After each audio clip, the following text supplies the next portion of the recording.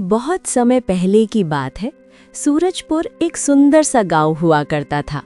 उस गांव में एक लकड़हारा रहता था जिसका नाम राम था। राम बहुत ही ईमानदार और मेहनती था। वो हमेशा अपने काम से खुश रहता था। उसके पास ज्यादा पैसे नहीं थे, लेकिन वो अपनी जिंदगी से संतुष्ट था। राम के परिवार में उसकी पत्नी और उसके 2 बच्चे थे। राम सेठ हरिचंद के यहाँ लकड़ी काटने का काम करता था और लकड़ी काटने के बदले में सेठ हरिचंद राम को पैसे देता था, जिससे राम और उसके परिवार का जीवन यापन होता था।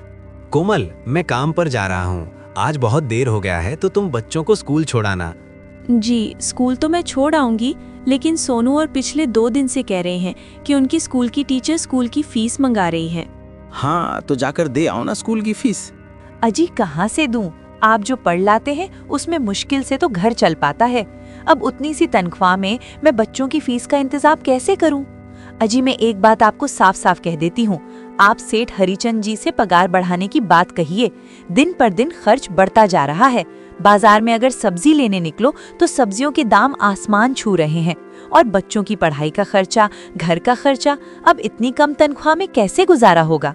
ठीक है, मैं आज ही सेठ जी से थोड़ा पगार बढ़ाने की बात करता हूँ। इतना कहकर राम काम पर चला जाता है। अरे भाई, आज तो पगार का दिन है। देखो, अब ये सेठ हरिचंद कोई ना कोई लोचा जरूर करेगा। हमेशा कोई ना कोई बहाना बनाकर पगार कम कर देता है। और अगली बार तो मेरी आधी पगार काट ली थी, ये कहकर कि जो मैंने हरिचंद जी से 500 रुपए उधार लिए थे उसका ब्याज बढ़कर 1000 हो गया है, इसलिए मैं तुम्हारी पगार में से 1000 काट रहा हूँ। हाँ हरी भाई, तुम एकदम ठीक कह रहे हो। ये सेठ हरिचंद ना एक नंबर का चालाक और लालची इंसान है। एक तो दुगना काम ले लेता है और बदले में पैसे भी पूरे नहीं देता। हाँ भाई, मेरे भी अगली बार सेठ हरिचंद ने पगार काट लिए थे।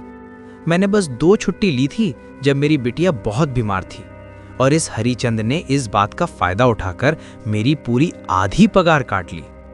हे भगवान, बस सेठ जी इस बार मेरी पूरी पगार दे दे। बच्चों के स्कूल की फीस भी भरनी है। ऐसे सभी लकड़हारे अपने काम पर लग जाते हैं।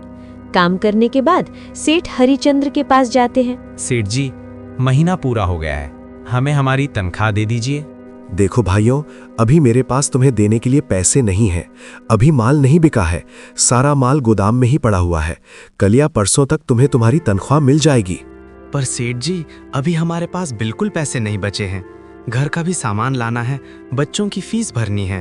अरे मैंने कहा तो सही, 1-2 दिन और रुक जाओ, कल या परसों तक पैसे मिल जाएंगे।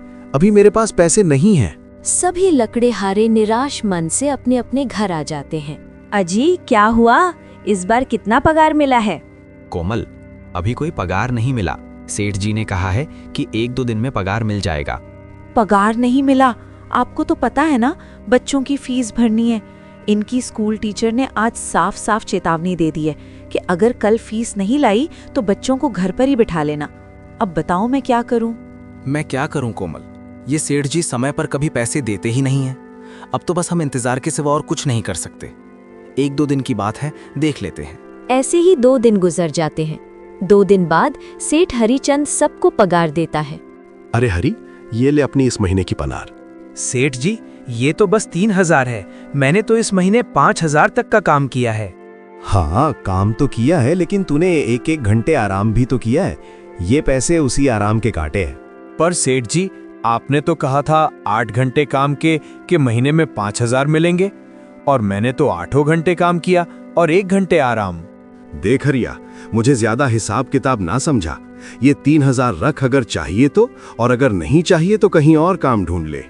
बेचारे हरी के पास उन पैसों को लेने के सिवाय और कोई रास्ता नहीं था। हरी चुपचाप वो पैसे रख लेता है। राम, ये लो तुम्हारे 3000। पर सेठ जी, 3000 क्यों? मेरे तो पूरे 5000 बनते हैं ना। मैंने तो कोई छुट्टी भी नहीं की और ना ही कोई आराम। मैंने तो अपना सारा काम समय पर किया है। हाँ, समय पर तो किया है, पर इस समय बाजार में लकड़ियों का दाम काफी सस्ता हो गया है। इस वजह से अभी तुम्हें भी पगार कम ही मिलेगी, जब तक लकड़ियों का दाम नहीं बढ़ता। पर सेठ जी, बात तो 5000 की हुई थी ना। अब 3000 में मैं कैसे घर चलाऊंगा? बच्चों की स्कूल की फीस भी भरनी है सेठ जी। इस बार आप पूरे पैसे दे दीजिए। 3,000 ही मिलेंगे। तुझे यहाँ काम करना है तो कर, वरना कहीं और काम ढूंढ ले। बेचारे हरी के पास उन पैसों को लेने के सिवाय और कोई रास्ता नहीं था। अरे भाई, ये सेठ लालचंद एक नंबर का बेईमान इंसान है। सारे पैसे अपने जेब में भर लेता है और बहाने बनाता है कि लकड़ियों के दाम सस्ते हो गए हैं। देख लेना, हम गरीबों की किसी न किसी दिन इसे जरूर हाई लगेगी। नहीं हरी, ऐसे नहीं कहते। वो हमारे अन्नदाता हैं। आखिर उन्हीं के वजह से तो हमारा घर चल रहा है। अरे काहे का अन्नदाता, काम के पूरे पैसे तो देता नहीं है। पूरे महीने मेहनत करके भी क्या मिलते हैं, बस ये 3,000। इसमें घर खर्च कैसे चलाएं? ऐसे तो हम कभी तरक्की नहीं कर पाएंगे। और हम कर भी क्या सकते हैं हरी? हमें लकड़ी काटने के सिवा और कोई काम कहाँ आता है? और कोई काम खोलना भी चाहे तो उसके लिए हमारे पास इतने पैसे कहाँ हैं? अब जो भी हो, हमारा तो बस ये सेठ लालचंद ही सहारा है ना। कुछ देर बातें करने के बाद अपने घर की ओर निकल पड़ते हैं।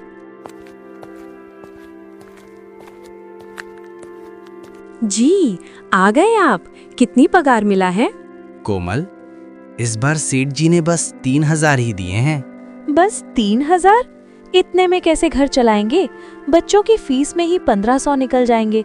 फिर 1,500 में क्या क्या करें? अब मैं क्या कहूँ कोमल, अब तुम्हें इसी में ही गुजारा करना होगा। तुम सबसे पहले बच्चों की फीस भर देना, इसके बाद बाकी का मैं देखता हूँ। अजी, आप क्या देख लोगे? सेठ जी से पूरे पैसे तो मांगे नहीं गए आपसे। कोमल, मैंने सेठ जी से पैसों के लिए कहा था, पर सेठ जी ने साफ इनकार कर दिया और कहा ये लेना है तो लो, वरना कहीं और काम ढूंढ सकते हो। मैं सोच रहा हूँ कि लकड़ी काटने के बाद मैं कहीं और भी काम ढूंढ लूँ। सेठ जी के यहाँ से काम करने के बाद मैं दूसरी जगह पे काम किया करूँगा। इससे कुछ ज़्यादा आमदनी हो जाएगी। आज ही मैं सेठ जी के यहाँ पे काम करने के बाद और भी जगह काम ढूंढने जाऊँगा। इतना कहकर रामू काम पर निकल जाता है और जैसा कि राम ने कहा था, वो हरिचंद्र के यहाँ काम करने के बाद काम की तलाश में निकल जाता है। राम पूरे गांव में काम ढूंढता है, दुकानों दुकानों पर जाकर लोगों से काम मांगता है, मगर हर जगह राम को केवल निराशा ही हाथ लगती है। अंत में थक हार कर रामू वापस जाने लगता है। तभी वो देखता है कि अचानक बहुत सारे भैंसों का झुंड उसकी तरफ दौड़े आ रहा है। ये देखकर रामू बहुत डर जाता है। वो इधर उधर देखता है तो उसे एक गुफा दिखती है और वो गुफा में जाकर छुप जाता है। जब भैंसों का झुंड वहां से निकल जाता है, तब रामू की जान में जान आती है।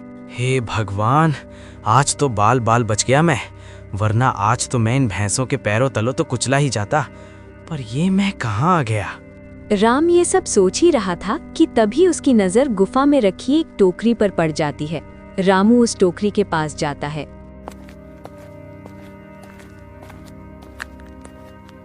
ये कैसी गुफा है? ये कैसी टोकरी यहाँ पड़ी है? इसे मैं घर ले जाता हूँ, सामान रखने के काम आ जाएगी। राम जैसे ही उस टोकरी को हाथ लगाता है, गुफा में से एक आवाज आती है। रुक जाओ, इसे छूने की कोशिश मत करो। ये आवाज सुनकर राम एकदम पीछे हट जाता है। तभी गुफा में एक जिन प्रकट हो जाता है और वो रामू से कहता है, कौन हो तुम और मेरी गुफा में क्या कर रहे हो? मुझे माफ करना, आप जो भी हो। कुछ भैंसों का झुंड मेरे पीछे पड़ गया था और उनसे बचने के लिए मैं इस गुफा में आकर छिप गया और फिर मेरी नज़र इस टोकरी पर गई। माफ़ कीजिए, मुझे लगा यहाँ कोई नहीं है तो ये टोकरी किसी की नहीं होगी, इसीलिए मैंने इसे छुआ। राम, तुम्हें डरने की जरूरत नहीं है। मैं तुम्हारे बारे में सब जानता हूँ। मेरी नज़र एक बार भी जिस पर पड़ जाती है, मैं उसका इतिहास अपनी खुली आंखों से देख सकता हूँ। पर आप हैं कौन और आप इतने विचित्र क्यों दिखाई पड़ रहे हैं? आप अपना परिचय दीजिए, कौन हैं आप? मैं एक जिन हूँ और मैं कई सालों से इस गुफा की रक्षा कर रहा हूँ। ये गुफा मेरे पूर्वजों की है। इस गुफा में केवल वही इंसान घुस सकता है जिसका मन बिल्कुल पवित्र हो। अगर तुम अपवित्र होते तो तुम इस गुफा में कभी नहीं घुस पाते। तुम एक सच्चे इंसान हो, इसलिए तुम इस गुफा में घुस पाए और इस टोकरी को छू पाए। अब तुमने इस टोकरी को छुआ है तो ये टोकरी तुम्हारी हुई। नहीं, मुझे ये टोकरी नहीं चाहिए, मैं तो बस देख रहा था। राम, तुम ये टोकरी ले जाओ। ये कोई साधारण टोकरी नहीं है, बल्कि ये जादुई टोकरी है। जादुई टोकरी?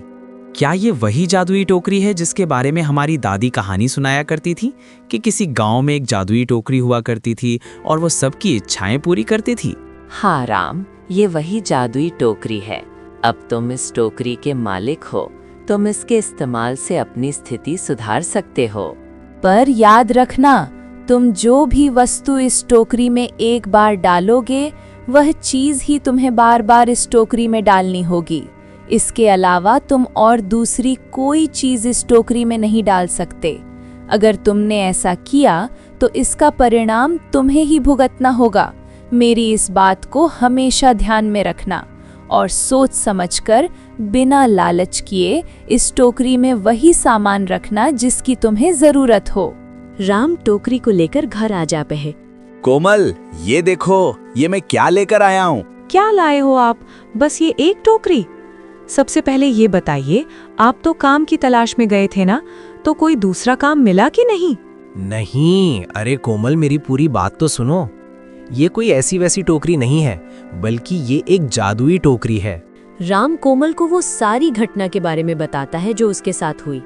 अच्छा, तो आपका कहने का मतलब है कि इस टोकरी में हमें कोई ऐसी चीज डालनी होगी जिसकी हमें सबसे ज्यादा जरूरत हो। हाँ कोमल, हमें सोच समझकर ही इसमें कोई चीज डालनी होगी। राम थोड़ी देर सोचता है, फिर उसका ध्यान उन लकड़ियों पर जाता है जो एक बार उसने कोमल को रखने को दी थी। कोमल, तुम्हें याद है एक बार मैं जंगलों में लकड़ियां काटने गया था, तो मुझे एक चंदन की लकड़ी मिली थी और वो मैंने तुम्हें लाके दे दी थी। हाँ, दी तो थी। तो तुम उस लकड़ी को ले आओ, हम उस चंदन की लकड़ी को ही इसमें डालेंगे और उस लकड़ी से अपना एक व्यापार शुरू करेंगे। कोमल चंदन की लकड़ी को ले आती है और उसे टोकरी में डाल देती है। वो जैसे ही चंदन की लकड़ी उस टोकरी में डालते हैं, उसमें कई सारी लकड़ियां आ जाती हैं। अरे वाह, ये तो चमत्कार ही हो गया। ये देखिए कितनी सारी चंदन की लकड़ियां हो गईं। अगर आप इसको बेचेंगे तो इससे काफी अच्छे पैसे मिलेंगे।